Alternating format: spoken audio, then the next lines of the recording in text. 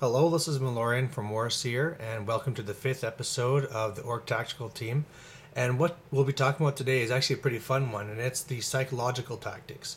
Now, when I say psychological tactics, I'm not talking about things like fear and panic, like stuff like that from the game of fantasy. I'm talking more of trying to play with your opponent's mind, trying to make him do one thing that he wouldn't usually do, trying to make him not do something, trying to make him look over here when he's usually looking over here, trying to get information from him.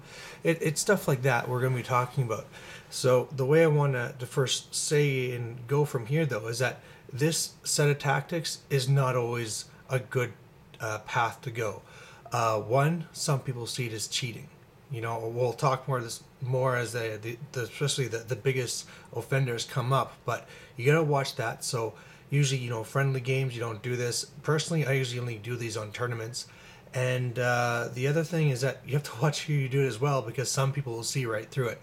My one friend Blackjack from Warseer, he has his master's in psychology. I've tried to do these things to him, and he just kind of gives me one of these, and spouts out the real stats behind what's happening, and he knows what's going on.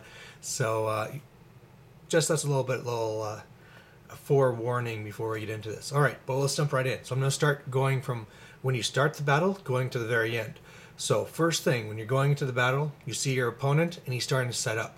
The first thing you're looking at is where he's putting his units. Now, assuming he's not restricted by where terrain is, where he puts his units on the board is going to tell you where he's going to deploy. If he puts it all in one corner, obviously where it is in the corner, he's not going to be deploying because his guys will be in the way. And it also, unless he's standing in the middle of the board or on the other side, he's probably not going to the other corner. So he's probably not going to castle. So you know he's going to be somewhere in the center. And if you watch him, usually wherever they stand, you know they're going to be deploying in that area. And again, this doesn't work for everyone. This is just one of the things to kind of watch. The next thing is that if they have their army deployed across the center, some people will actually lay it down in their actual formation. So kind of watch to see if it's out randomly, if they just pull it out, or if and subconsciously in their head they are starting to put, their units where they're going to have them. Put characters near the units they're going to be in. All right. Another thing you want to look for when they're doing deployment is watch their eyes and look where they're looking on the board. It could be that they're looking at this side as they're putting down the cavalry. Okay, they're going to be trying to sneak their cavalry through there. All right. Another thing you can do while you're just doing the deployment is verbally start talking and saying things like, "Oh man, those woods are just perfect to protect you," or something like, "Oh, look at that hill, that's in the perfect spot," trying to lead them on one spot of the board when really you want them to deploy there because it's some advantage to you. Like maybe, sure, there's a good defensive spot on that hill, but there's a woods right by that you're wanting to put your scouts in. So something like that. The next thing you want to do is, let's say they have a monster, right? Like a dragon. Now, the worst thing that you want is for them to be aggressive and rip you apart with that dragon. So you can go into this and say, "Oh, you have a dragon, man, you're going to have to watch out because I got these 4 spear chuckas." And, that really 4 spear chuckas aren't that dangerous, but all of a sudden in their head, they're starting to now think that, geez, that is a little bit dangerous, I'll have to be a little bit more careful. And even as turns progress, you can say, "Oh, if you jump out, I'm ready for you. Look, I got all these chuckas." And you can actually have people hiding dragons away for a good part of the game, which is just great. Another thing you can do is just talking about other units. Like saying, if you say an ogre that has a tenderizer, you can say, "Oh boy, I'm going to go and get that hero," right? And all of a sudden, they're going to try and avoid him. One classic case is, you guys might have seen once Bitten's reports, and he has a Bretonian army that takes the virtue where you can kill and blow large targets. That has huge psychological implications, whereas really, even optimized, you only have a 50% chance. If you go into a game saying, "Oh man, I'm going to kill that star dragon, oh you better watch out," they're going to be actually watching out and being more defensive, even though they should actually be more aggressive with this very expensive unit.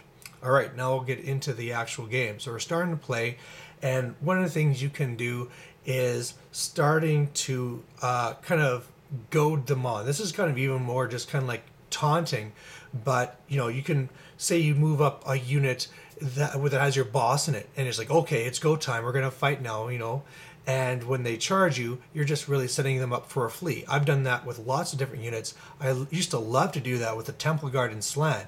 I'd throw it up there and say, okay, here we go. I'm pushing up. Let's see how this goes.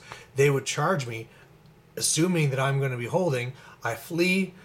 They didn't see that coming. And the biggest thing they didn't see coming was how they're going to be flanked when that happens. All right. Another part with that is trying to get them to look in other ways. So let's say we have 2 orc units versus 2 opponent units, right?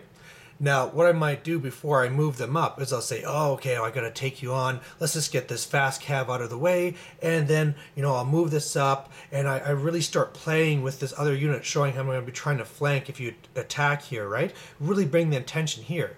When it comes to the opponent's mind, they're trying to counter that. Their one unit will go to meet up the other one's going to block the other to make sure there's no flank, totally forgetting this fast cav unit over here, which can hit them and take away their flanks, right? So really things, and another thing I'll do is, let's say I have knights that I realize that, oh man, after I've done my turn, I've shown my flank to a bolt thrower. Oh, I really hope he doesn't see that. What I'll do is I'll say, oh man, and he'll look at me going, what is it? What happened?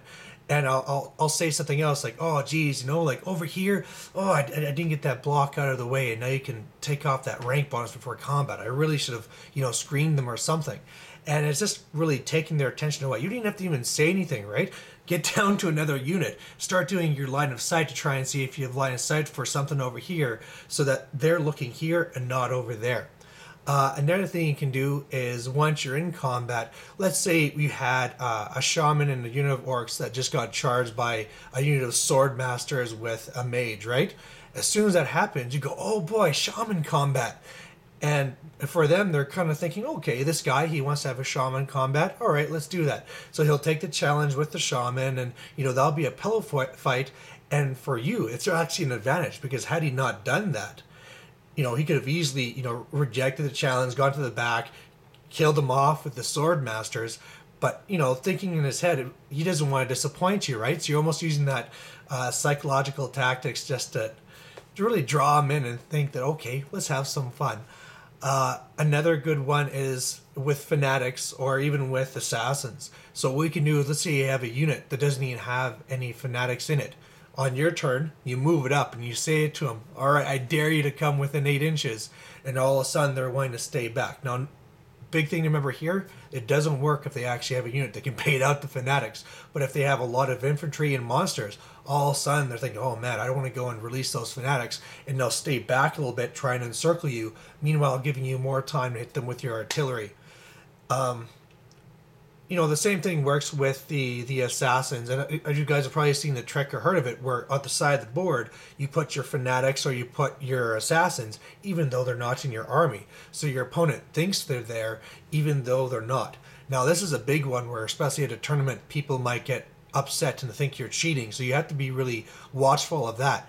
And another thing you can do, even to gauge your opponent's reactions before you do this, is to actually make a mistake. Let's say you do something like this, like you say with your goblin wolf chariot. Okay, I'm going to shoot my longbows now, and then he's going to correct you, right? Oh no, they have short bows. But how he corrects you will tell you what his mood is. So if he goes, no, those have short bows. Okay, this guy's pissed off, and depending how pissed off, you might want to lay off and not do anything, or it could be at the point where that he is kind of more susceptible and going to fall for more things, so that you're going to go for it, as opposed to if he's, oh no, those have short bows, he's focused and some of these things might not work. So there's little things like that.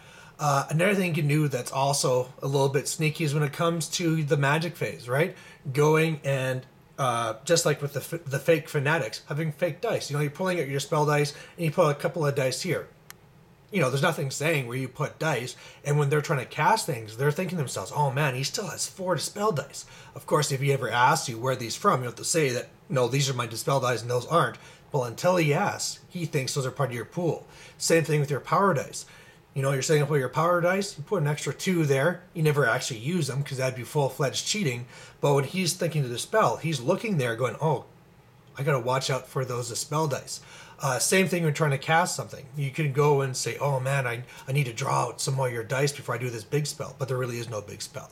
Anyway, I'm running out of time, so thanks for watching. And next time we're going to talk about Death Stars. Okay, bye.